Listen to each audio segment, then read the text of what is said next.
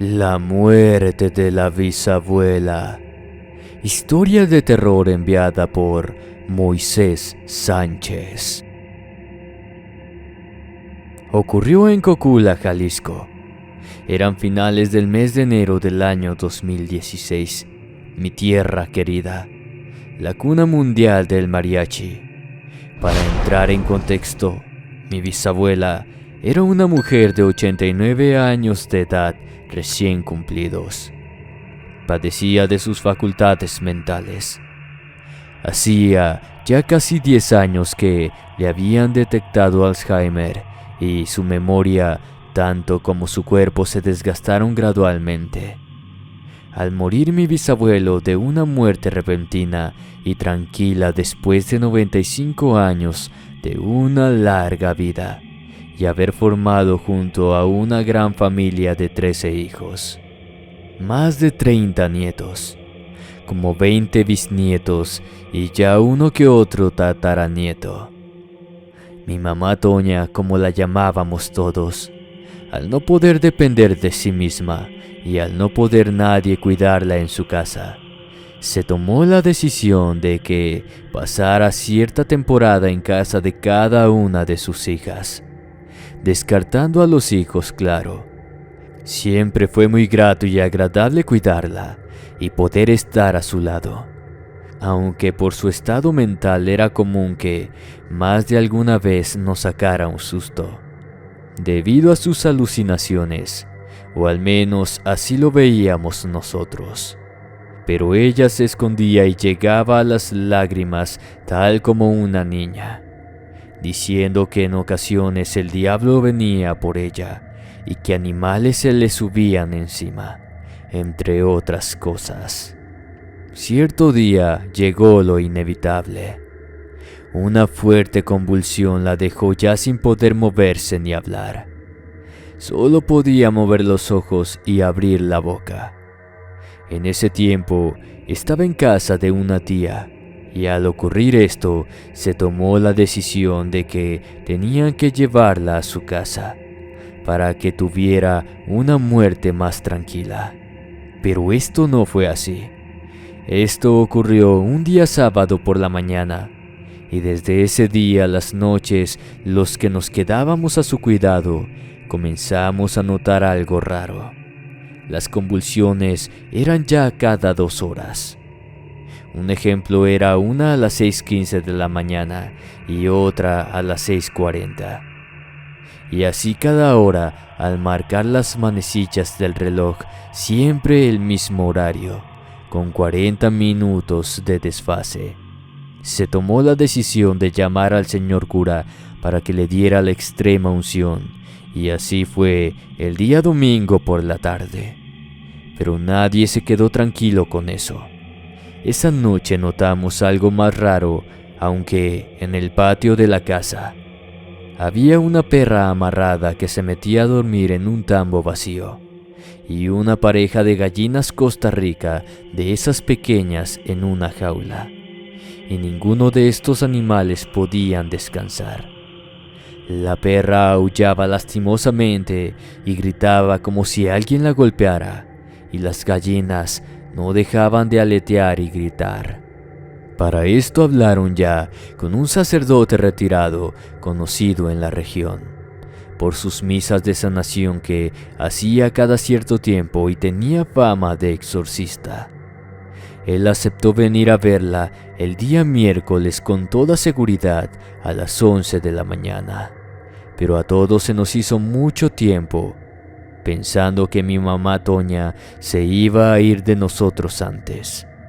Sentimos que no podía ser, pero el sacerdote confirmó que asistiría a la cita, que vendría el miércoles a la hora acordada, y así fue. El día martes por la madrugada, yo salí del cuarto de la bisabuela cerca de las 3 de la mañana, pues me despertaron unas ganas muy fuertes por ir al baño. Tal vez fue el fuerte frío que en esos días se podría sentir. Para esto tenía que cruzar un corredor y medio patio para llegar al baño. Pero al ir yo a la mitad del corredor e ir con la cabeza hacia abajo, Debido al sueño, sentí como me estampé con algo. Me imaginé que sería la puerta que conectaba con el patio, pero al levantar la mirada, la puerta estaba todavía a unos pasos más adelante. Luego de esto comencé a sentir un escalofrío en mi cuerpo, y muy fría la parte con la que recibí el golpe al chocar con esa cosa invisible, seguido por un fuerte aullido de la perra que estaba al final del patio. Rápidamente y sin decir nada me regresé al cuarto. Me tapé e intenté de manera frustrada conciliar el sueño, pues hasta las ganas de ir al baño se me pasaron. Tal vez por el miedo. Al día siguiente, miércoles, llegó el sacerdote tal como lo había dicho a las 11 de la mañana en punto. Al entrar a la puerta principal de la casa, notamos algo extraño. Mi bisabuela había sufrido una fuerte convulsión y todos, como ya era costumbre, tratamos de ayudar a que no se lastimara. Pero el padre, al ver esto, nos dijo que la dejáramos tranquila, que ya se le iba a pasar. Comenzó a regar agua bendita con un atomizador por toda la casa, dejando al final el cuarto donde ella estaba dormida. Para esto, al ingresar al cuarto, otra convulsión la sorprendió y él nos prohibió de una manera muy extraña que nos acercáramos a ella. Nos explicó la situación según él. Había una fuerza muy extraña que no la dejaba ir. Tal vez alguien que en el pasado le tuvo rencor o algo así. Según el padrecito, esto era lo que le ocasionaba que no pudiera irse a descansar en paz. Después de todo, el sufrimiento que tanto ella como nosotros estábamos pasando, a lo cual nos explicó que tendría que hacer una oración de sanación y liberación para que su alma pudiera llegar a descansar en paz, o en su caso, poder guardarse en el purgatorio. Pues si no era así, esto podría traer problemas espirituales a toda la descendencia. Al finalizar el ritual le conté lo que me había sucedido una noche antes, y este me explicó el porqué. Había fuerzas oscuras dentro de la casa, pues tal vez al ya no reaccionar mi mamá Toña de su primera convulsión, su alma había dejado su cuerpo físico, y estas cosas lo sabían.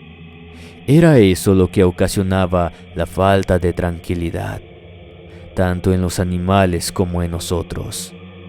Al marcharse el sacerdote, le dio de nuevo la extrema unción y con voz fuerte le dijo: «Señora Antonia, ya puede ir a descansar». En la noche siguiente, las convulsiones fueron cada vez más seguidas y finalmente el día viernes 29 de enero, al estar rezando el Santo Rosario, 4:54 de la mañana, mi mamá Toña dio su último suspiro y pude notar una tenue sombra levantarse de la cama. En mi mente solo dije: «Vaya a descansar, buen viaje», y todos los demás presentes comenzaron a llorar. Al finalizar el rosario junto al cuerpo recién muerto de la bisabuela, abrí las puertas y las ventanas de la casa por indicación del padre, que un día antes me había dicho que al morir hiciera esto y pusiera agua bendita en cada rincón. Así lo hice. Al volver al lugar donde yacía el cuerpo de la bisabuela, pude ver en su cara el rostro de la muerte, un rostro diferente y sin expresión. Algo cambió en totalidad su semblante. Espero se encuentre descansando en paz, y desde ese día no hay un solo día que a tarde y a mañana le pido al Creador que así sea. Espero les haya gustado mi relato. Muy buenas noches.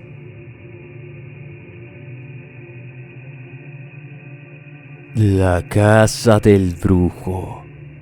Historia de terror enviada por Ana Magdaleno. Muy buenas noches, inframundo. Mi nombre es Ana. Soy de un pueblito de Michoacán, México, llamado Danuato. Las cosas sucedieron ya hace 8 años. Mi tía y su esposo se acababan de casar hacía poco tiempo. Por esos motivos, aún no tenían un lugar fijo donde establecerse. Tenían mucha urgencia de conseguir casa, ya que mi tía estaba a días de dar a luz, quien tiempo después supimos que fue una hermosa niña. Desgraciadamente, en esos días acababa de fallecer un tío muy querido por todos, del cual se decía que manejaba la magia negra. Él vivía solo en su casa. Cabe decir que la casa era muy grande.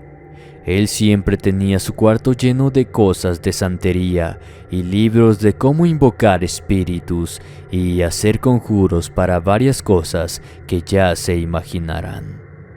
Nos cuentan que él falleció debido a una embolia fulminante. Pero todos se preguntaban cómo era posible que le hubiera pasado algo así, ya que al tío se le conoció como una persona muy sana. Todos dieron por hecho que tal vez había visto de frente al mismo diablo en persona. Después de su muerte, la casa quedó vacía con todas sus pertenencias.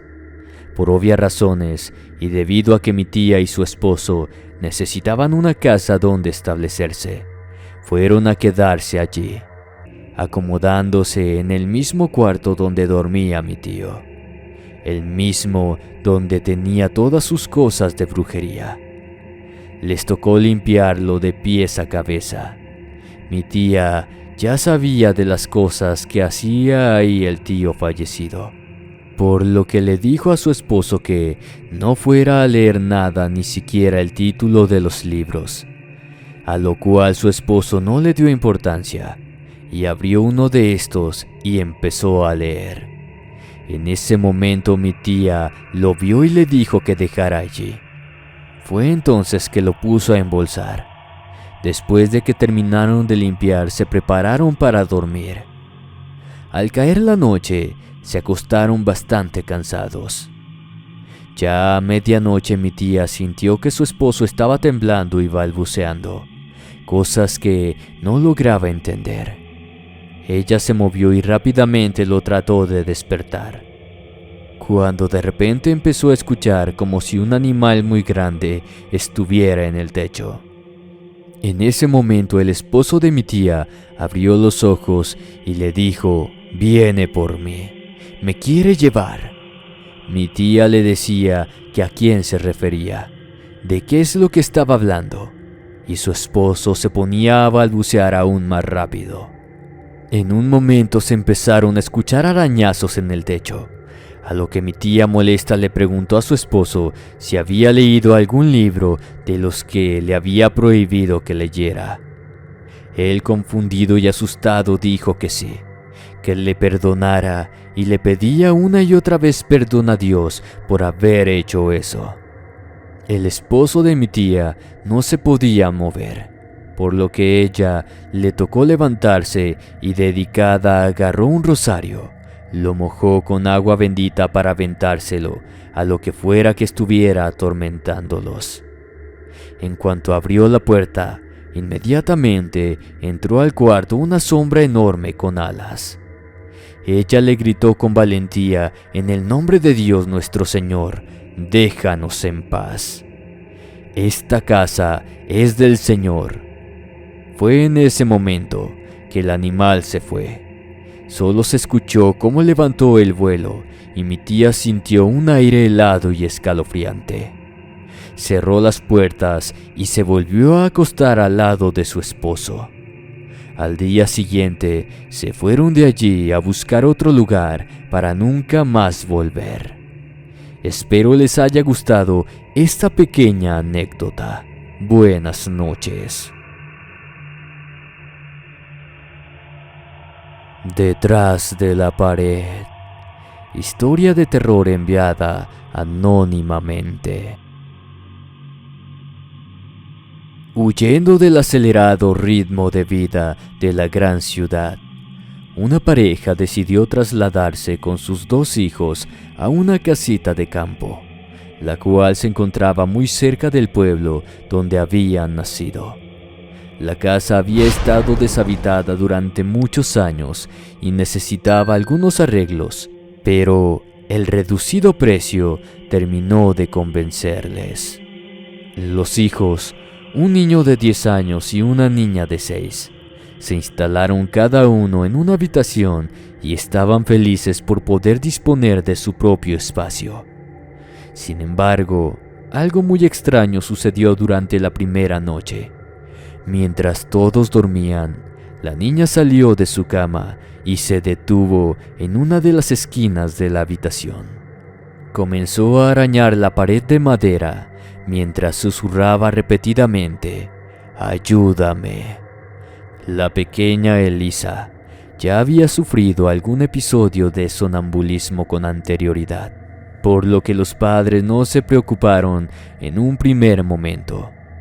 Como medida de precaución decidieron que los niños dormirían en la misma habitación. A partir de ese entonces, Elisa empezó a levantarse todas las noches después de que su hermano conciliara el sueño. Se dirigía al otro dormitorio y arañaba la misma pared mientras repetía: «Ayúdame». Aparte de este comportamiento obsesivo, la niña se volvió muy retraída y siempre estaba triste. Tras preguntar en el pueblo, los padres descubrieron que en la casa había vivido un hombre y su hija. Al parecer, la niña se había perdido en el bosque y su padre se quitó la vida poco después. Preocupados y asustados, los 2 padres de Elisa tomaron la decisión de retirar algunos de los paneles de madera que cubrían la pared y que su hija arañaba. Detrás de ellos, encontraron un pequeño esqueleto con las manos atadas. Aroma a rosas. Historia basada en hechos reales. Enviada por José Cejas. Hola, muy buenas noches. Mi nombre es José. Tengo 41 años y vivo en Tucumán, Argentina. Lo que les contaré sucedió hace aproximadamente 8 años. Mi hermano Sebastián y yo solíamos pasear en moto y visitar a un pariente en el cementerio del norte. Durante uno de esos paseos por cosas de la vida y curiosidad, decidimos filmar y sacar fotos. Me llamaba la atención ya que, cuando entré en el cementerio, sentía una presencia. Me inquietaba mucho que justamente ese día habían llegado varios muertos. De hecho, los féretros aún no eran bajados a su morada final como corresponde. Seguían a la vista de todos. En ese momento sentí una presencia inquietante y un fuerte olor a rosas muy fuerte. Mi hermano Sebastián también podía sentirlo. Seguimos caminando entre las tumbas. Cuando más caminábamos, más sentía que me perseguían y me observaban, mirando a todas partes sin ver ninguna presencia ni persona.